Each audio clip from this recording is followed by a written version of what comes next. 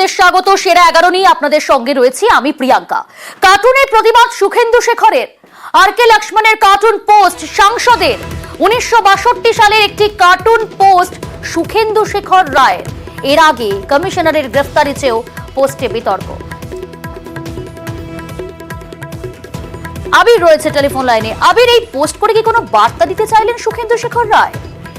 প্রথমত এই পোস্টটি হচ্ছে ভারতীয় রাজনীতির বিভিন্ন ক্ষেত্রে ব্যবহার করা হয়েছে এবং আর.কে. লক্ষ্মণের এই 1962 সালের 26 ডিসেম্বরের যে কার্টুন, তা বিভিন্ন সময় বিরোধীরা বিভিন্ন রকম ভাবে ব্যবহার করেছেন এবং সাম্প্রতিক অতীতে আমরা জানি যে কৃষক আন্দোলনের সময় তখন এটি ব্যবহার করা হয়েছিল, যার মধ্য কথা ছিল যে আপনি গুজব ছড়াচ্ছেন না, আপনার বিরুদ্ধে ব্যবস্থা নেওয়া হচ্ছে, তার কারণ হচ্ছে আপনি সত্য ছড়াচ্ছেন।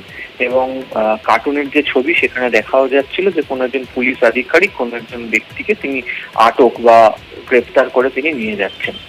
একেবারেই তাই, অবশ্যই এর মধ্যে দিয়ে বার্তা, যদিও এর আগে তিনি যখন একটি পোস্ট করেছিলেন গত রোববার, যা নিয়ে বিতর্ক শুরু হয়, তাকে পুলিশের তরফ থেকে জিজ্ঞাসাবাদের জন্য বা লালবাজারে ডেকে পাঠানো হয়। তিনি পরবর্তী সময় উচ্চ আদালতের দ্বারস্থ হন।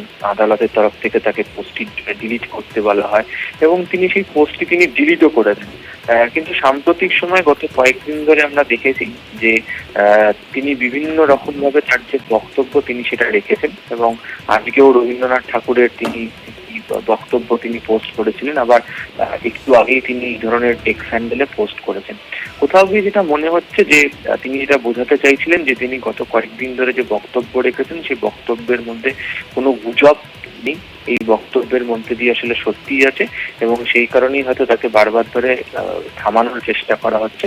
যেহেতু হিংসাত্মক চিত্র বা কার্টুন বিভিন্ন সমাজের বিভিন্ন মানুষের কাছে গ্রহণযোগ্য এবং অবশ্যই বার্তা দেওয়ার কাছে পৌঁছে যায় এবং আর.কে. লক্ষ্মণের টুইট বিভিন্ন সময় রাজনৈতিক ব্যঙ্গাত্মক হিসেবে ব্যবহার করা হয়েছে। ফলে সেই কার্টুনকে হাতিয়ার করি এবার বার্তা দিলেন তৃণমূলের রাজ্যসভার সাংসদ। বেশ, নানা অভিযোগ, নানা দোষ, নিশানায় সন্দীপ ঘোষ। আরজি করের প্রাক্তন